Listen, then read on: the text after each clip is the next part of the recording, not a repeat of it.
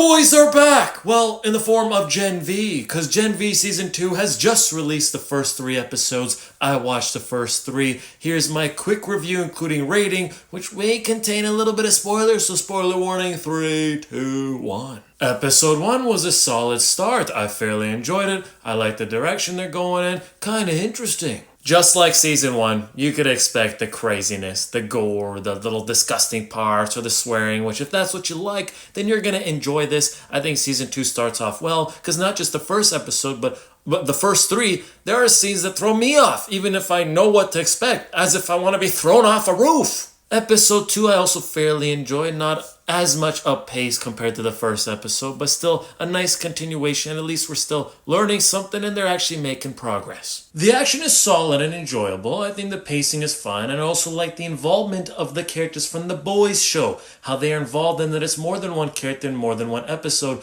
compared to other big shows or movies where the spin-off barely has any connection. Episode 3. There are a couple of great moments in this episode, and then others not so great.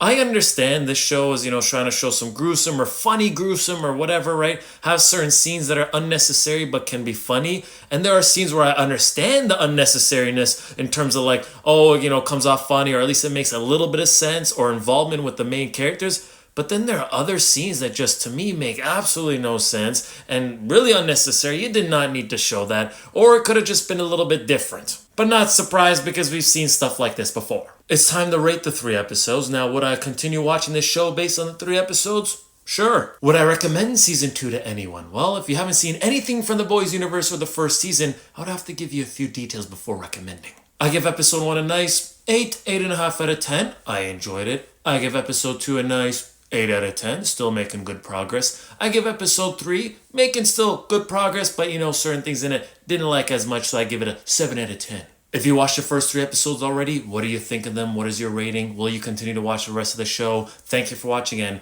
Gen V out of here.